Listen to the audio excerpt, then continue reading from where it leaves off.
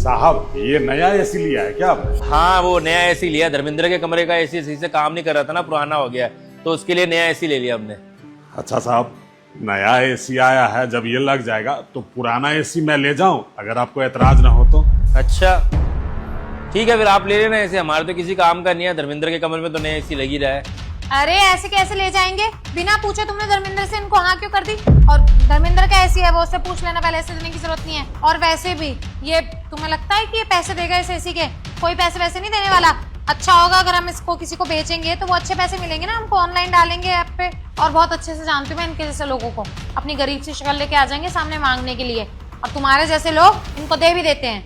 Madam आप बुरा मत मानिए, वो क्या है कि आपके यहाँ नया एसी आ गया है तो पुराना एसी मतलब यूज में रहेगा नहीं, और मेरे घर में एक बहुत पुराना कूलर है जिसका मोटर भी सही नहीं है, तो एक कूलर मैं लेने ही वाला था और यहाँ देखा नया एसी है इसलिए मैं बोल दिया। लेकिन मैडम अगर आपको बुरा लग गया है तो रहने दीजिए, मुझे पुराना एसी नहीं चाहिए।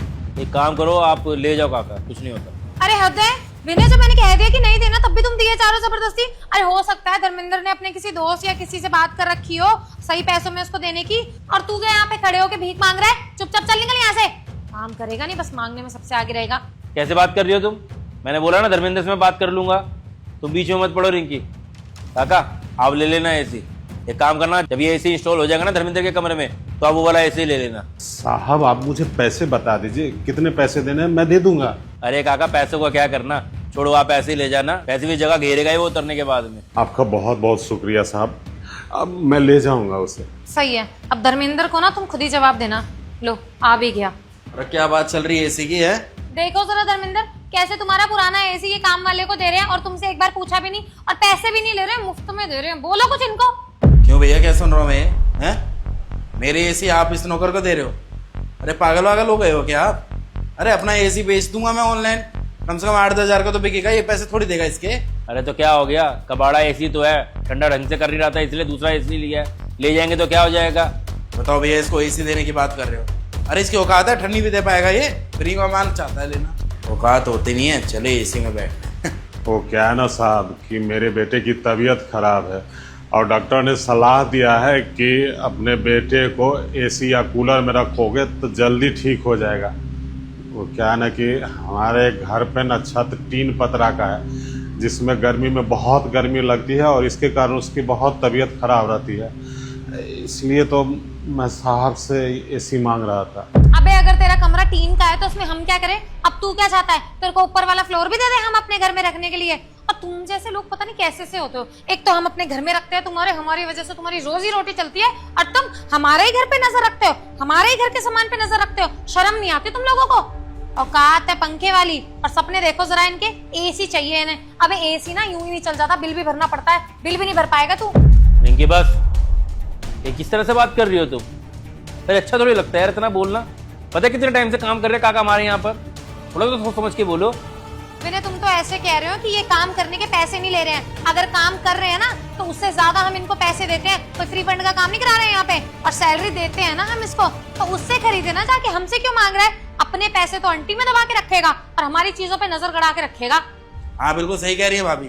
भैया अगर आपको इतना ही शौक है ना दान करने का तो अपनी चीजें दो, मेरी पर्सनल एक चीज भी, मेरे रूम के एक चीज भी ना किसी को देने की जरूरत नहीं है, आपको बता रहा हूँ मैं।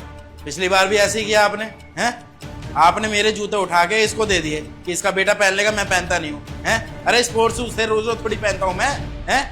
जब देखा रेक में जूते मिले नहीं, उसके बाद बोल रहे हो वो तो उसको दे दिए, तू पहनता नहीं था। अरे हद हो गई है यार, एक काम करो ना, मेरे को भी बेच के इसे दे दो, इसको किसी भी चीज की जरूरत पड़ेगी अपने घर से उठा के इसको दे दोगे, हैं?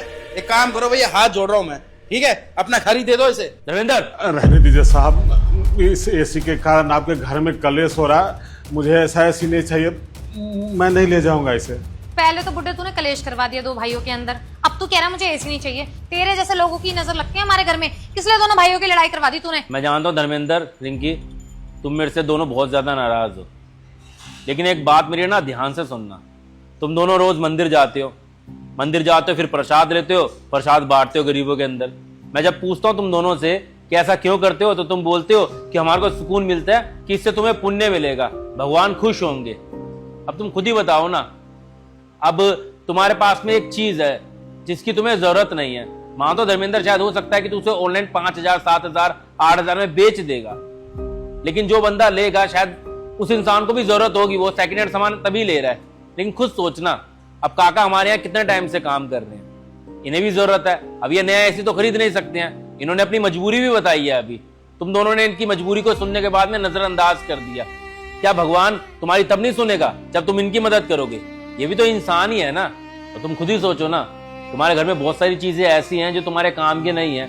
अगर तुम किसी को दे दोगे जो किसी के काम आ सकते, तो क्या भगवान पुण्य नहीं देगा तुम दोनों को? अरे भगवान तो और ज्यादा पुण्य देगा तुम दोनों को, तुम समझ नहीं पा रहे हो।